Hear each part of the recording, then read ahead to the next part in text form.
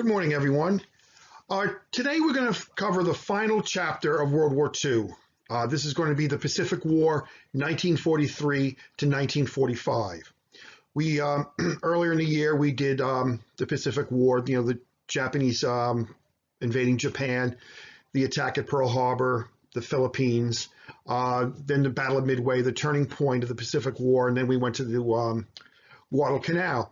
Well, today we're going to pick up where we left off after Guadalcanal, and it's going to be the relentless American march toward Japan. Now, I've broken this section down into three parts. All right, so we'll have one today, and we'll have two next week, and then we'll be done. All right, so today we're going to do part one, the Battle of the Philippine Sea.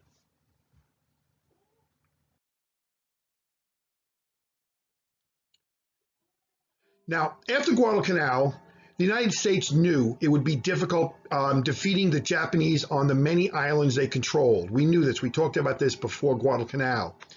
The Americans realized that the Japanese would defend every island to the last man, and they almost pretty much do. Now, we had talked this earlier. The Chester Nimitz had come up with a plan called island hopping. All right, we're going to skip over islands that we don't want and only attack the islands that they needed and leave the others behind. They would eventually be forced to surrender because they'll be isolated and cut off. Okay. Now, the main advantages is one, it would allow the U.S. forces to reach Japan quickly and not expend the time and manpower to capture every Japanese-held island. And two, give the Allies the advantage of surprise and keep the Japanese off balance.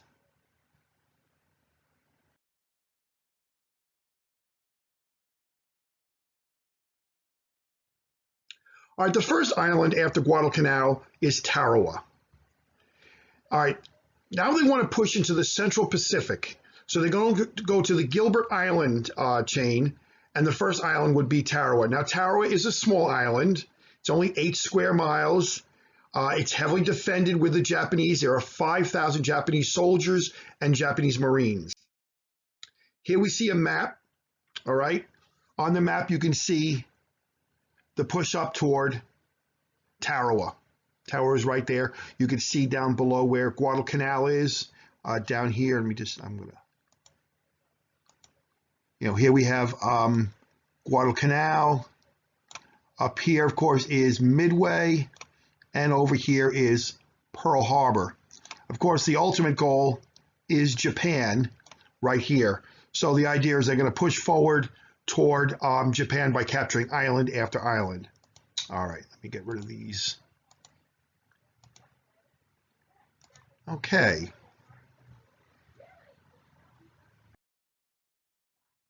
Now, November 10th, 1943, the U.S. Marines land on Tarawa. This was the first U.S. landing in the Pacific with serious Japanese opposition. Remember at Guadalcanal, they had very few men on the island and they had no idea, and they just basically, the Marines came ashore and no one barely fired a shot. Now they're shooting back at them. So this got to be really, really bad.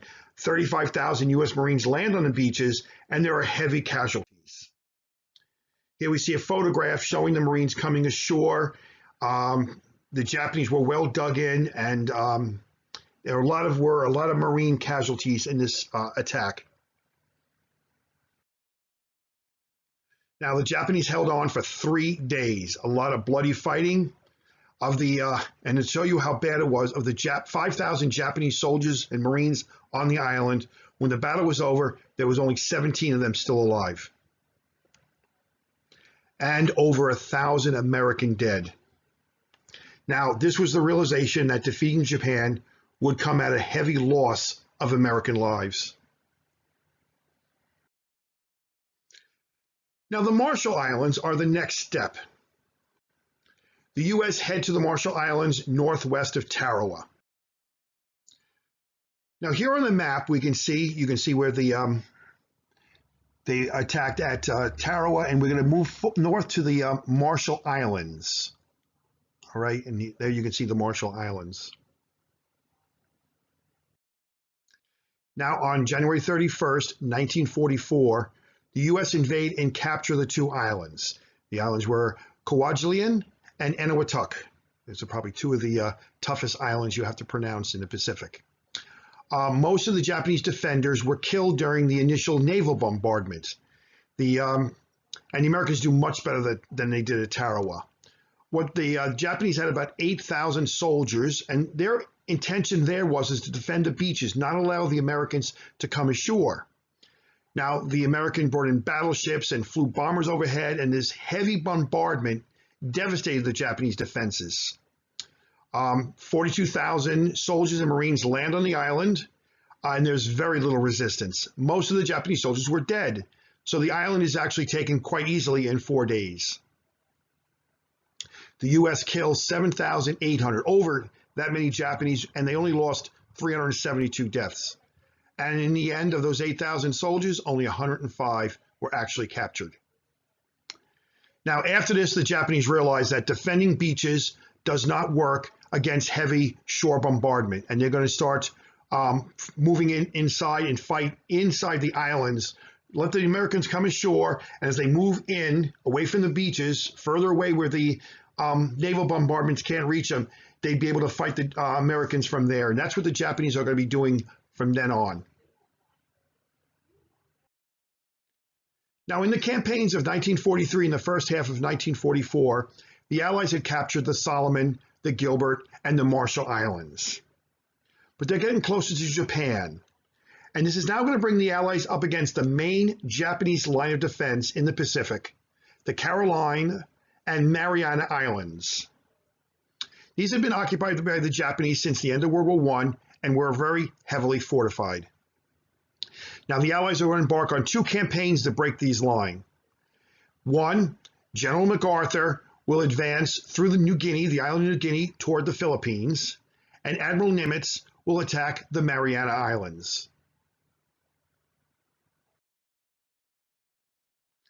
Now, the selection of the Marianas as an island target was influenced by the introduction of the new B-29 Superfortress. This was a long-range, high-altitude bomber that could carry up to 2,000 pounds of bombs. Now, what made the B-29 different than the other bombers we had, the B-17 and the B-24, is the cabin was pressurized. In other words, that they had air pumped into it, and you could walk around inside the cabin the same way we would do it flying on a plane today. The B-17 and B-24 were not pressurized, so the men had to wear heavy coats and wear oxygen masks over their faces. So this allowed the B-29 to fly higher in altitude and many times higher up than Japanese planes could go. And from the Mariana Islands, Tokyo would be well within its range of 1,500 miles. All right, the last one we're going to talk about today is Saipan. The invasion of the island of Saipan, which will also bring around the Battle of the Philippine Sea that you saw in the video yesterday.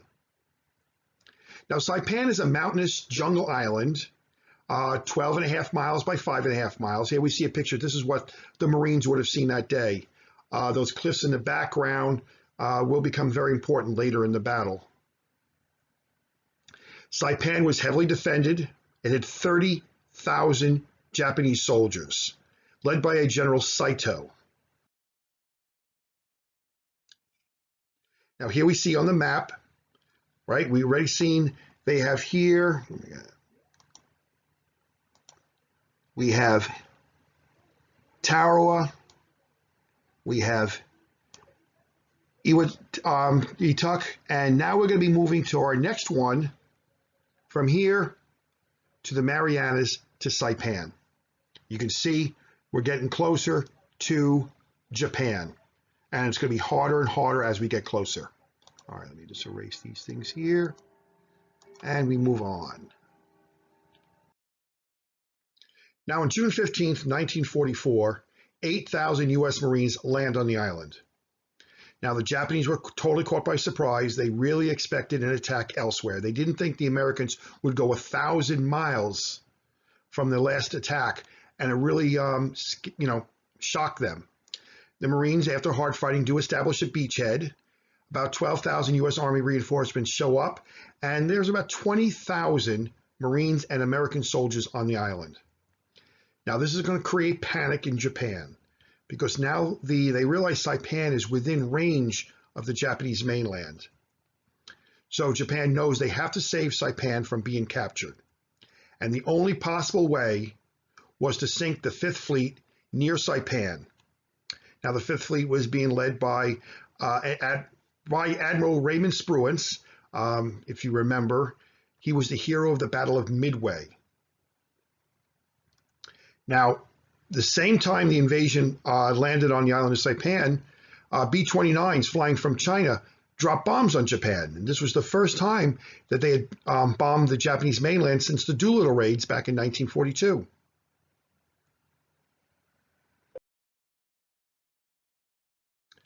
Now, when the Japanese send their fleet to save Saipan, this will lead to probably one of the biggest naval battles of the war, the Battle of the Philippine Sea. Now, to attack the U.S. Fifth Fleet near Saipan, Japan sends most of its navy. The Japanese had 9 carriers. This included the Shokaku and the Zuikaku. These were veterans from the attack at Pearl Harbor, along with their brand new aircraft carrier that they just launched in 1944, only right before the battle, the Taiho. It had a heavily armored flight deck. One of the things the Japanese found after the Battle of Midway is they had no armored plating under their flight decks, just a wooden deck, so the bombs would go right through it. So here they put an armored flight decks to protect it. They also had 5 of their battleships, including their very large Yamato, the largest battleship ever built. So they had a sizable force. Unfortunately, the U.S. fleet was for them. Unfortunately, the fleet was even better. Was even bigger. The U.S. had 15 carriers, including the USS Enterprise, seen here, along with 7 battleships. You see here the USS New Jersey. And they had their new Hellcat fighters. These were superior to the Zero, so they were really in good shape for this battle.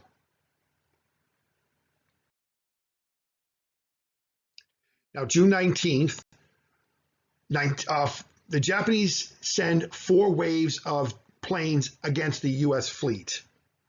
The Americans, using radar, knew the Japanese were coming, had their planes take off, and pretty much shot down almost every Japanese plane. Of the 370 planes that attacked, 240 were shot down by the Americans. They inflict almost no damage on any of the U.S. ships. As I said, the radar detected them and caused a lot of, was able to see them coming. Now, then the American planes flew off to attack the Japanese fleet, and this causing more damage. Here we see the Zuikaku that did survive the battle being heavily attacked by American planes as it's attempting to circle and avoid the bombs. Now, Japan loses 2 more carriers. The American submarines, 2 of them torpedo and sink 2 Japanese carriers, including the Shokaku. This was the 5th of the 6th Pearl Harbor carriers, and their brand new Taiho, which, despite having the heavily armor, was sank after being hit by only 1 torpedo. The problem was that the crew was not very experienced, and there was a lot of gasoline fumes. They didn't know how to ventilate the ship. One of the damage control officers actually turned on fans, and it just sent fumes all throughout the ship. A spark, and there was a gigantic explosion. We see this painting here showing the explosion that destroyed the Taiho. Now, excuse me, the battle is a decisive American victory and a disaster to the Japanese Navy. The Americans laughingly refer to as the Great Marianas Turkey Shoot. A turkey shoot is when you, out in the countryside, they shoot at animals that really can't get away. It's pretty one-sided. Japan loses 3 carriers, around 600 planes, and 445 of its best remaining pilots. The losses to Japan are irreplaceable. They will never be able to carry on, make any more carrier-based attacks. Now, the U.S. only lost 123 planes, and of them, 80 of them actually crashed during night landings. When they made that attack on the Japanese fleet, it was so late in the day, by the time they came back, as you saw in the video yesterday, it was dark and they had trouble finding the aircraft carriers, and they had to land at nighttime, which is not something they're very good at doing. So 80 of the planes actually crashed trying to come back. So it weren't even, the majority of them weren't even shot down by the Japanese. The Americans now established air and sea superiority over the Pacific. Now, the Navy losses meant that the Japanese soldiers on Saipan would have no hope of resupply or reinforcements. Saipan's defense was really hopeless. But the Japanese were determined to fight to the last man in caves around the mountainous terrains in the center of the island. For the next 3 weeks, they hold out. There's heavy fighting in places that the Marines gave nicknames to, like Hell's Pocket or Purple Heart Ridge and Death Valley. And it is pretty bad. 3,500 U.S. soldiers are killed. The U.S. have to go in with flamethrowers to clear the Japanese out of the caves. Here we see a picture of them. You can see the flamethrower up in the center of the picture firing into the caves because that's how heavily defended they were.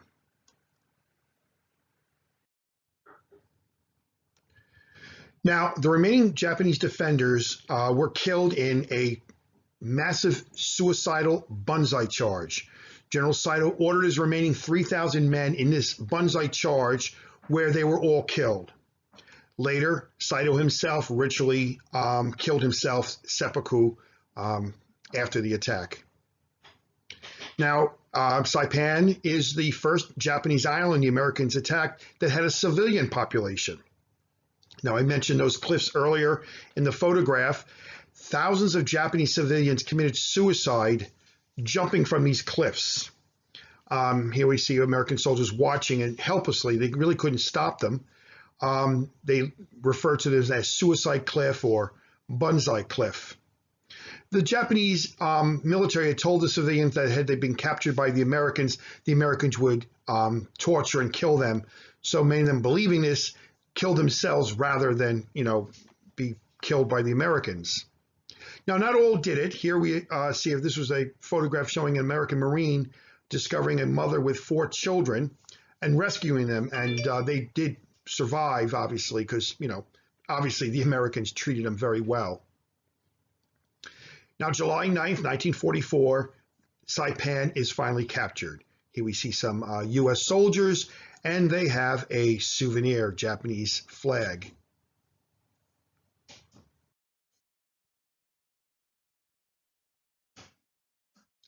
Now, with Saipan now in control, the United States starts building air bases. You saw this in the video yesterday. And the B-29s can now carry out attacks on Japan. And now, after the loss of Saipan, Tojo here, the prime minister, he was also the chief of the Army General Staff, he resigns.